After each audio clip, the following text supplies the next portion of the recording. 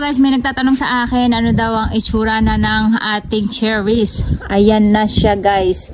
Update ko lang kayo kung marami ba siyang naging bunga. At guys, alam nyo ba, napakadami nilang naging bunga. Ayan, kung makikita nyo, ang problema ay ang tataas nila. Ayan, nasa taas nga talaga sila lahat guys, nakikita ko. Ayan, yung parang maliliit na yun, nakikita nyo. Nag-start na silang lumaki. At dito tayo sa ibaba magpe-flex. Ayan na siya guys, nakita nyo. Kung sa Pilipinas magtatanim tayo nitong cherries, ang tubo niya ay, ang bulaklak niya ay magi-start ng January, February. Kasi yun yung same temperature dito sa Japan kung saan ay namumulaklak sila na sobrang lamig, 'di ba? Sa atin sa Pilipinas pag January, February. So yun yung time na mamumulaklak sila. And then ma-harvest niya siya during summer. Kaya ang harvest nito ay mga June, July na. Ayan. Kasi papalakihin pa yan at ihintay pa natin pumula.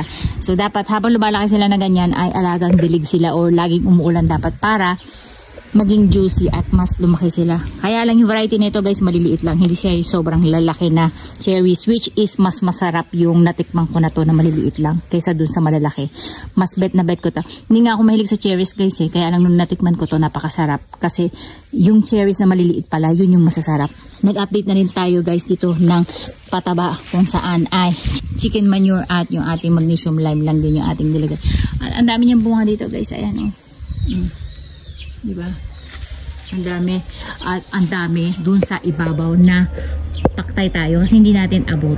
Kaya kailangan natin gumamit ng hagdanan. At nag-update pa yung iba. Humahabol pa sila ng bulaklak guys. Yung iba nakikita ko. Ayan. Parang eto. At yun, humahabol pa yung bulaklak yung iba para maging bunga. Ang daming bunga guys. Nasa taas lang. So ayan. Meron na tayong maka-harvest na cherries mga by February. So ito yung pinutol naman natin na plum kung saan tinanggal natin yung malagong sanga niya kasi guys natatakpan na talaga sobra dito, nagdidilim na. Kaya kinat natin siya at para hindi rin mag-agawan ng liwanag tong ating cherries.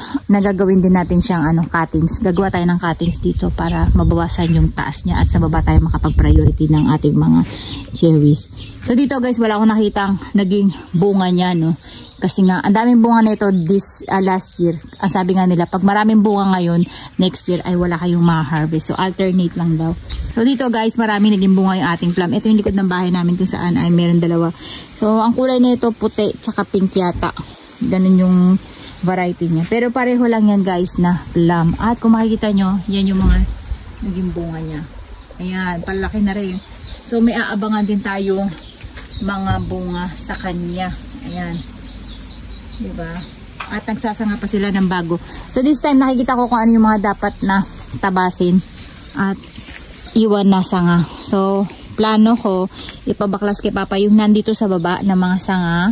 And then yung dito naman yung isang sanga na yun ipakat natin para ma-priority itong mga bago. Nandito sinabi sa inyo guys.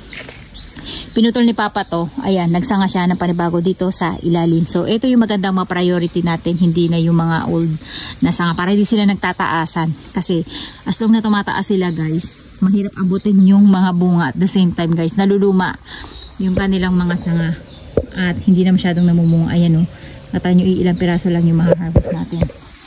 So, ayan, may mga bunga na rin naman siya. Babo natin ang taas na o.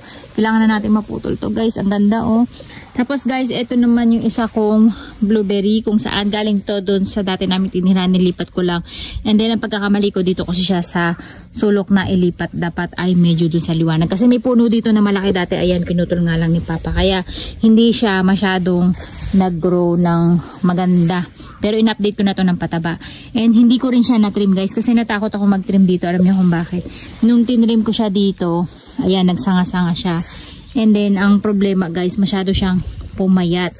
Ayan, kasi nga hindi natin siya na-trim na mas maigsi. Pero kung ititrim natin yan sa ilalim, magsasanga siya ng panibago yan. Katulad nito, mga sanga niya na lang yan. Ito, mga panibagong sanga yan. So, pagkatapos niyan mamulaklak guys, ay ititrim natin yan para makapagpalago tayo ng ating blueberry. Ayan, may sumisingit pa dito na isang bulaklak ng orchid yata. Ito, alam ko. So, ayan, ito, blueberry din yan. Pero dito sa part na to guys, kung makikita nyo, wala siyang naging bulaklak. Ang mga naging bulaklak niya lang ay yung nandito sa part ng dulo. Tingnan nyo guys, payat. Pero nung nandun to sa dati namin tinitirhan, mataba to. Tas ang lagu-lagu talaga ng mga dahon niya, ang tataba. Dito kasi parang agawan na sila ng sustansya. Nakita nyo, ang daming damo, ang daming ugat ng mga puno na nasa paligid namin. Pero, ang kagandahan guys, ayan. Mga namulaklak din sila. Tapos, nag-update na lang ako ng pataba para ma-continuous yung pag-grow ng ugat nila at paghahanda sa pagtitrim natin sa susunod na season. So, ayan guys. Marami naman silang bulaklak. And, update ko kayo hanggang dito. Ayan, namumulaklak sila. Kaya lang, hindi siya yung ganong kahitik na hitik kasi nga, payat talaga sila. Kasi nga, tagong lugar to. So, hindi ko sila naaalagaan. Parang bahala na si Darna sa kanila. Pero this time, aalagaan natin sila at palalakihin. So, ayan guys. Ang dami natin bamboo na nasa paligid na gustong-gusto ko ng putulin. Kaya lang si Papa ay walang time. At yung mga raspberry naman natin, ayan. So, ang dami-dami natin berry. Meron tayong strawberry, meron tayong raspberry, blueberry, blackberry. Ang problema ko, paano ko tatakluban ng sa pintong daanan natin? Kasi plano ko sana balutin ng black sheet to. Ang problema guys, ang lago nga ng mga wildberry. Ang dami nagkalat sila sa paligid. Ayan. So, ayun lang guys. At update ko na lang kayo next time. That's it guys.